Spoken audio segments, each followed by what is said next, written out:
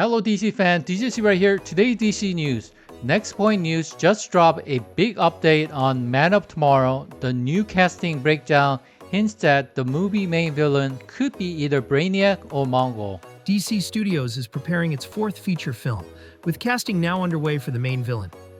Sources reveal the antagonist will involve makeup and prosthetics, suggesting characters like Brainiac or Mongul. Brainiac is a hyper-intelligent alien and major Superman foe, while Mongul is a massive warlord who rules Warworld. The film will be written, directed, and produced by James Gunn, with Peter Safran also producing.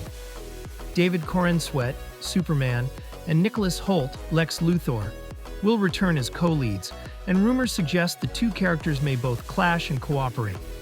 Reported appearances include Supergirl, Millie Alcock, Lobo, Jason Momoa, Peacemaker John Cena, and Hawkgirl, Isabella Merced.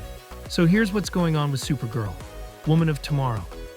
The movie actually wrapped filming back in May 2025, but now DC Studios has scheduled about 2 weeks of reshoots. According to multiple reports, these new scenes are meant to add more Superman. Yes, David Corenswet is coming back to film new material. This could mean that James Gunn and Peter Safran want to strengthen the connection between Supergirl and Superman in the DCU timeline. Now, this doesn't necessarily mean there's trouble behind the scenes. Reshoots are totally normal for big projects. But it does sound like DC is tightening up the story, possibly tweaking the tone or structure to better fit the rest of the upcoming DCU films. As of right now, the movie is still on track for its June 26, 2026 release date. So yeah, expect to see a bit more of Superman when Supergirl, Woman of Tomorrow hits theaters. Really quickly, can you tell me anything about the Batman Part 2? Worth a shot. Worth a shot. Really sorry, I can't. Worth a try. No. It is a good script. Yep. Really good. Sorry. Really quickly, can you tell me anything about the Batman Part 2? Worth a shot. Worth a shot. Really sorry, I can't. Worth a try.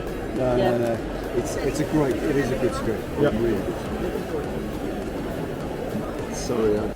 So Aaron Pierre just opened up about his role as John Stewart in the upcoming DCU series Lanterns, and he gave some really powerful insight in his interview with Men's Health. He said the character radiates strength and fortitude, that drive to be the best version of yourself, and the accountability that comes with it. Pierre also talked about the responsibility he feels playing John Stewart, especially as a black man taking on such an iconic hero in the DC universe. What's cool is that he's not just focusing on the physical side. He's also bringing a lot of emotional depth to the character.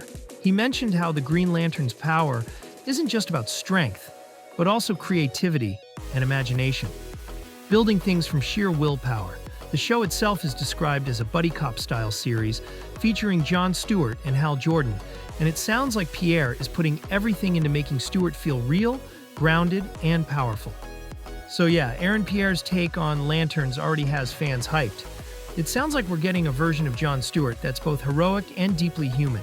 For me, the character just radiates strength and fortitude, that hunger to be the best version of yourself, which also holds you accountable when you're not.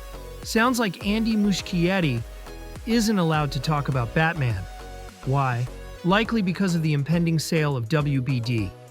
Speaking with Variety at the premiere of HBO Max's Welcome to Derry, Muschietti and his producing partner and sister, Barbara Muschietti, were asked about the status of Batman, The Brave and the Bold, which was announced in 2023 as part of James Gunn's DCU. The intention is yes, but we can't talk about it, Barbara said when asked if the film was still happening. Andy added, "We have to wait a couple of months to start talking about it." He then caught himself saying, "I screwed it already." We had about 15 weeks of build, 2 weeks of dressing, and actually this is the last day of that 2 weeks of dressing and pre-lighting. The inspirations for me are the two most iconic Bat caves, which are the Tim Burton one, which is Michael Keaton, and also blended certain things from the Christopher Nolan Bat cave. For me, the design of this cave has to kind of straddle the two. The Bat Cave was incredible. It was the largest Bat Cave ever built. When you walked in, it was so immersive. It's based on the Tim Burton movie original designs, but with a different scale, probably what the Bat Cave should be, which is a huge cave with bats. thought so. You want it bigger? Yeah. I think this is one of the few times, it may be the only time, that a complete cave has been built, which is quite an honour in itself. Is this